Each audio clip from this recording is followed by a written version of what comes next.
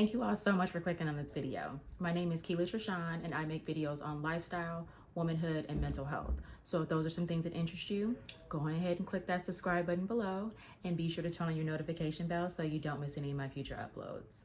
Okay, so today's video is going to be about how to be unbothered.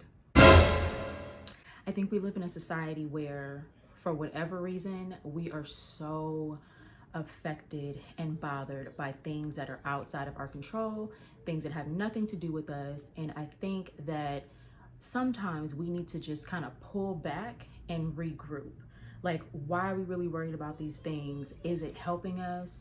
Is it positive? Those are things that we need to kind of keep at the forefront so we can live a happy and fulfilling life. So I wanted to have a real conversation and just really discuss this, bring this to the forefront, and honestly see what you guys think. Now, what I will say is that I have not always been unbothered. I'm just really getting to a point in my life where I'm able to not let outside things affect me. I've noticed that the more I kind of just center myself and think about what I need, put self-care first, I have alleviated a lot of the anxiety that I've suffered from. I feel like I've had small bouts of depression. I don't really have that anymore. I mean, obviously still a work in progress, but a lot of these things that I've implemented have really helped me out. And if you're struggling with being bothered, I would suggest you watch this video. So stay tuned. All right, so the first tip that I have, it seems really obvious, but it's clearly easier said than done, and it's to mind your own damn business. Okay, I'm not saying that to be rude. I'm not saying that to offend anybody. But a lot of times the problems that we have aren't even our own. They're problems of like others. Maybe it's the issues of our friends. Maybe it's the issues of our siblings, our spouses, our parents, whatever. But a lot of times we get so consumed in what other people are doing that we forget to nurture what we have going on. I mean, I could throw out a lot of examples, but let's just use the Will and Jada situation. Now, I'm not gonna sit over here and lie. I saw the Red Table Talk. I did see it and it was interesting, but that's not the point. The point is, I feel like even in that situation, sometimes we're so consumed in what other people have going on that we're forgetting about the real issues at hand. And my tip really is just to, when you find yourself consumed in business that does not concern you, business that has nothing to do with you, reel yourself back in and figure out why that is. Reel yourself back in and mind the business that pays you.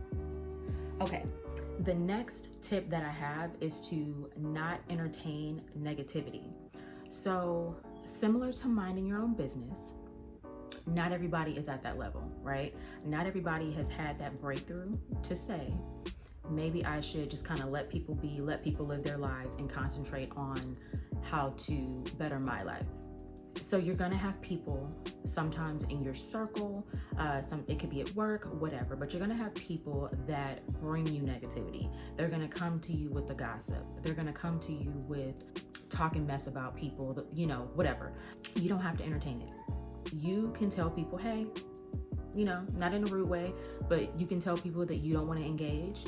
You could change the subject. You could do a lot of different things. But once you start entertaining the negativity, it kind of sucks you in. And before you know it, you're sitting over there talking about what so-and-so got going on, right? The way I think about things now is, or should I say the way I speak about things now is this meaningful? Is it mean? Is it helpful? If it's none of those things, then it's probably not something that I should be talking about. Again, I'm still a work in progress. I do have my moments where I find myself probably running off at the mouth, but I try to make it a habit to really think about what I'm saying, what I'm talking about, because, the words you speak are very powerful. And if you are being negative about what somebody else has going on, or if you were listening to negativity from other people, you're not doing anything to help yourself or others. Okay, my third tip to be unbothered is to find a hobby or hobbies. So what I mean, when I say to better yourself, there are different skills you may want to learn. Maybe you're looking to get into a new position and you need a certain type of skill for that position. Why don't you try working on that? Or if you are trying to get back into a fitness routine, why don't you join a dance class or take up yoga or whatever? those are just some things that I like to do, but I'm just throwing it out there. So think about things that would make you happy, things that you would want to do in your free time, that you could do in the place of entertaining negative self-talk, entertaining negative outside talk, or minding the business of others. If you are busy doing something that you like, you don't even have time to entertain the craziness. So I would suggest having that, well, they say this isn't my original thought, but I like it. They say to have a hobby that pays you, have a hobby that keeps you fit, and have a hobby that you just like to do. So that's really a good start if you don't have it already. My fourth tip is to read books. So I will list some of the books that I am really into right now. I am a member of Audible, so I'm listening to audiobooks because it just works for me right now.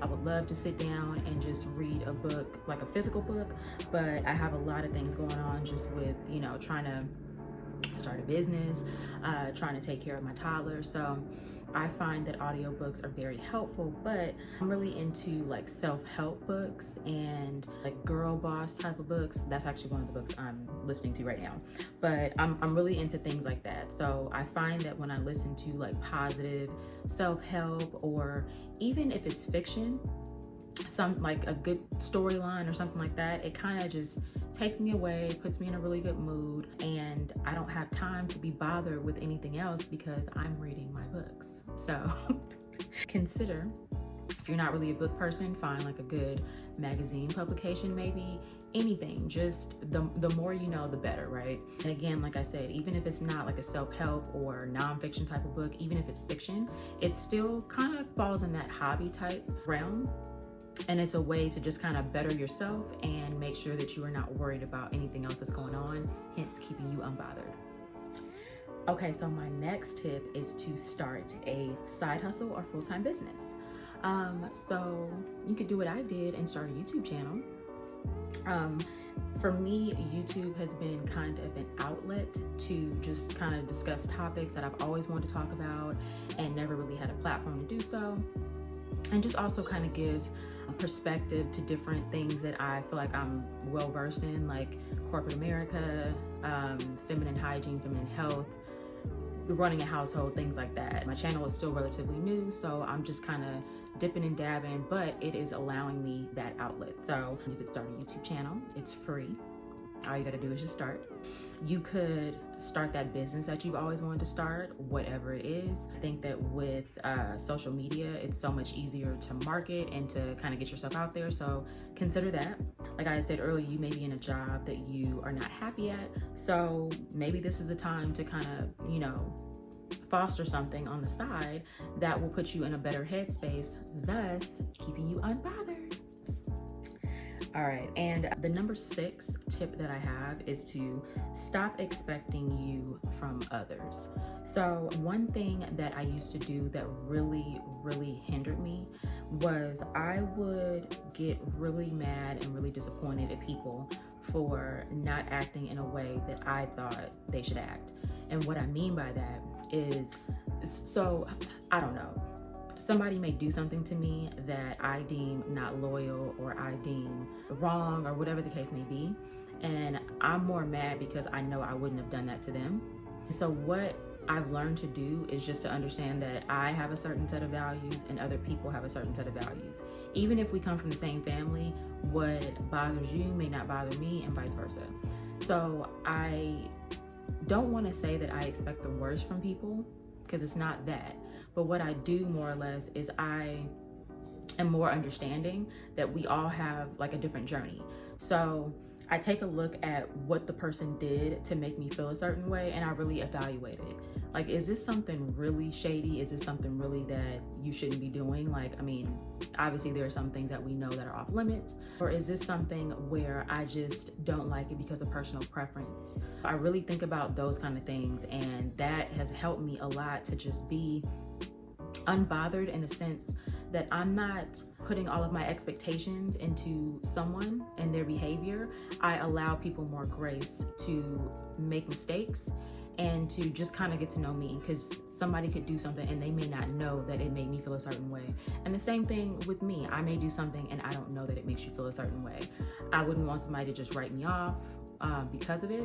I would like to have a conversation, hopefully, if it's a relationship that I actually care about. But I think when you just stop expecting you from others, you're just kind of allowing people that grace and allowing people an opportunity to grow, get to know you, and, you know, just kind of learn things on their own. All right, so that is all that I have for today. If you have tips that have helped you just kind of not be bothered, please go on ahead and leave those in the comment section. Again, I'm just trying to open up the conversation because I do feel like we live in a society where we're so preoccupied with what others have going on that we don't take care of ourselves. We don't create good habits. Even with social media, like I find myself just kind of going through sometimes and I'm getting, I don't want to say jealous, but like you kind of get envious of what people have going on online, not knowing that they're just showing you what they want you to see. And I could be using that energy to better myself. So I hope that all made sense. If you like this video, please give me a thumbs up. That lets me know and I can make more content like it. If you have any ideas that you want me to touch on, please go on ahead and leave that in the comment section. If you made it this far and you're not subscribed, go on ahead and click that subscribe button and turn on your notification bell so you don't miss any of my future uploads.